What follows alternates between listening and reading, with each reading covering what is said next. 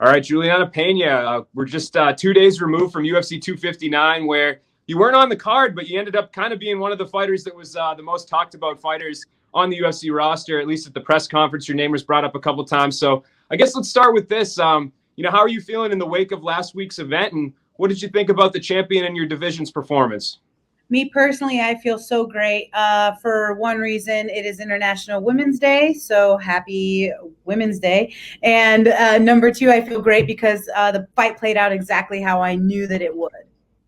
There you go. So were you impressed with her performance, Amanda? Do you, like when you watch something like that and it plays out as you expected, is it still impressive, or is it just kind of like, that's what I thought was going to happen? No, it played out. You took the words right out of my mouth. That's what I thought was going to happen.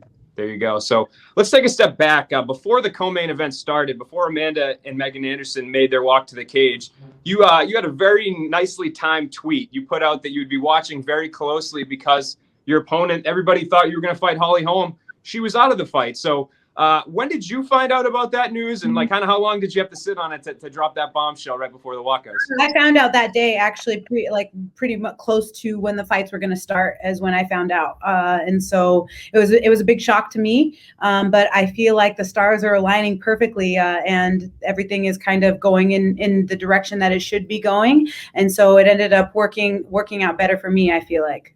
Yeah, that's what I was going to ask you. Like, I'm sure part of you is disappointed when a fight falls out, but at the same time, was it kind of like, hey, one of the obstacles that's in front of me is no longer there anymore? Yeah, and she won her fight. She looked like she made quick work. She's ready to go. I'm ready to go. I don't see why we couldn't, fight each other next, albeit that there's pretty much no one else that I can think of that has made themselves available for her to fight. And so I definitely think that it's my turn, it's my time, and I don't see why we shouldn't be fighting next on May 8th. And I think when I hear you speak a lot of times, there's a lot of confidence. There's a lot of people calling for title shots. I want the next shot. I want the next shot. But it seems like you really want the fight with Amanda too. Like you're specifically like, I like this fight. I like this matchup. So for people out there that may view it as, Amanda Nunes is the best, nobody can beat her, kind of make your case. What do you think it is that you can go out there and do maybe that these other girls haven't been able to? Well, the fact is that I was the first woman to win the Ultimate Fighter, and I went 4-0 there, and then I had some more fights. I did have a knee injury that took me out for a little bit, but my UFC record is 9-2 in the UFC, and some people don't want to count those fights on the Ultimate Fighter, but if you think about it, we were fighting in an arena with no crowd, and those were inside of a UFC octagon, and those were sanctioned fights. They weren't fake exhibition matches. Those were actually real sanctioned fights. So I count those on my record, especially if you look at all the other Ultimate Fighters that went on after me. The women's, they always got to fight for a belt for the show as finale. Nico Montano got to win the belt in her division. Carla Esparza got to win the belt. I'm the only one that didn't get to fight for a belt after winning the Ultimate Fighter.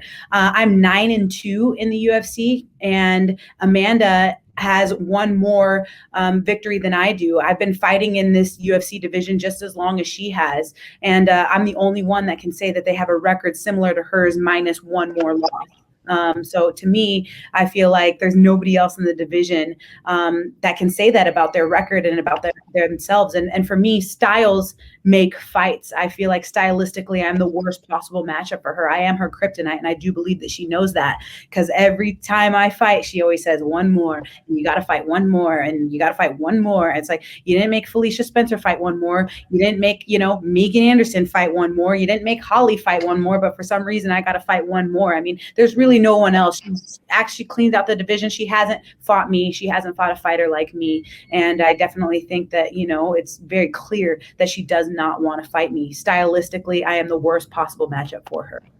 So I'm guessing clearly it didn't surprise you when she said something similar to that at the press conference. She kind of said, oh, maybe she has to fight Jermaine, which I don't know if Amanda forgot that you guys fought recently, or if she thought you wanted a rematch or whatever. But so that didn't surprise you at all to hear that from the champion. No, she's going to say whatever she can to say to continue to skate by and hold on to her belts as long as possible. She doesn't want to fight me. I won 7 in a row, and she didn't want to fight me. So I got my coach on the line. He's fired up. He gets so if you're hearing that, that's what that is about. But yeah, I won 7 in a row, and she still didn't want to fight me. Then, you know, when I beat Kat Zingano, who beat Amanda Nunes, she still didn't want to fight me. Then she fought Misha and won the belt, and ever since then she's been fighting nothing but strikers, and that's not for, you know, any other reason other than the fact that she doesn't want to fight somebody that can actually threaten her and put her in a threatening position to where she would lose the belt, and she knows that that person is me. Gotcha. And Dana White seemed to have a little bit of a different tune. You know, Dana's very good, I think, at holding information, not really saying things, but kind of letting us know how he's feeling too with his facial expressions. And he said that you had been hitting him up all night, hitting everybody up. So from what you were, you know, talking with him, if you did talk to him at all, do you feel like the UFC is on board with this as well? I definitely think that they're trying to put something in the works. I know that they're in the lab right now, and it's Monday. I know that they're, you know, trying to shift some things around and figure out how we can make this fight happen. I do believe that they are trying to work on it and make it come into fruition. And the name I just brought up a minute ago is Germaine de Randamie, who you fought recently. Is there any concern in your mind, just the fact that she does have that win over you from last summer, that she could be the one to kind of cut in front of you here? No. Do they really want to see Germaine and Amanda fight for the 3rd time? Do they really want to see Valentina and Amanda fight for the 3rd time, or her fight Holly again for the 3rd time? Aspen's not even whispering her name. Irene Aldana lost to Holly Holm. She didn't win 1 round of that fight. Who else do they have in front of me right now? I think Yana Kunitskaya is the only other one. Yana Kunitskaya, you know, she hasn't been fighting in the division as long as I have. I am battle tested and proven to be able to, you know, maybe not win every single round, but have the confidence to stay cool, calm, and collected and bounce back and figure out a way to get my hand raised every single time. You know, what gives me confidence is the fact that I was putting Germaine in an uncomfortable position that she didn't want to be in. And, you know, I made the mistake of not taking her grappling seriously. When I fought Valentina, I was, again, putting her in a position that she didn't want to be in and trying to punch a hole through her face and getting a little bit too overzealous. I was thinking, oh, she's a 17-time Muay Thai world champion. All I got to do is take this girl down to the ground and the fight's done, you know, and those are errors on my part because it's a lack of an experience.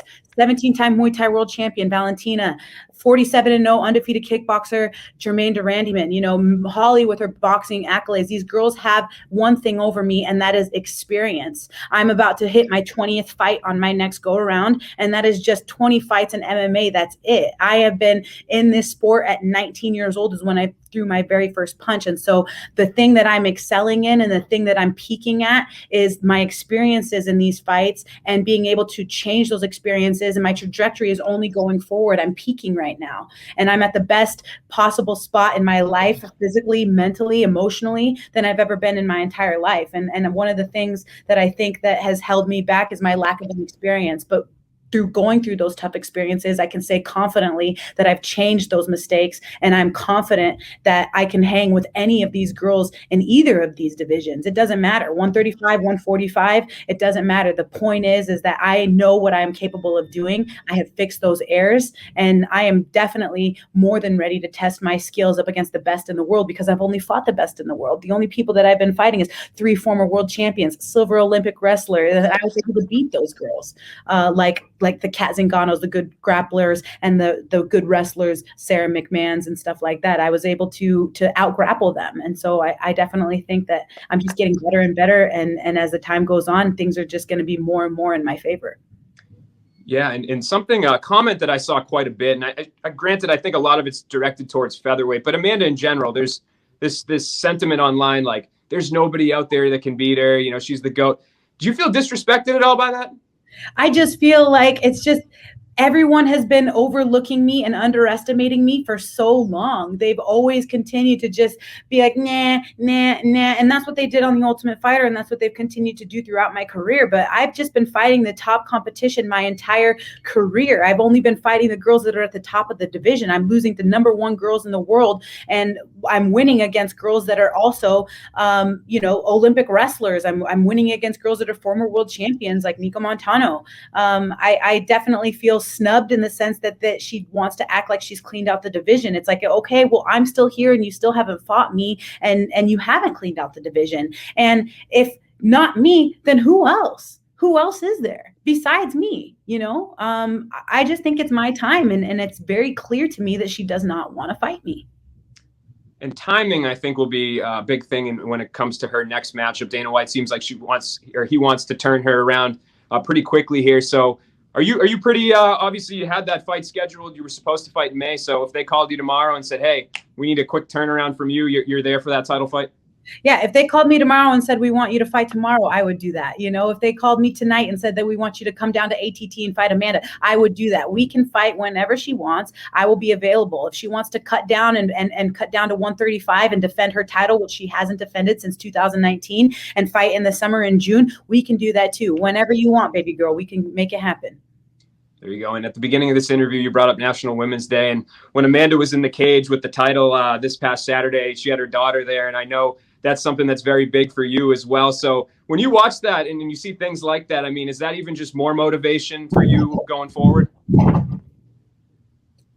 Yeah, I think that it definitely is more motivation. And I definitely think that, you know, it's great that we're both moms. That's why I think that on Mother's Day would be a perfect time for all of this to happen. It's not no better time than live on ABC on Mother's Day. For sure. Well, I wish you the best of luck in the quest to get the shot. And I think you made a pretty good case for yourself here. Julianna, really appreciate the time. Thank you so much. I appreciate it.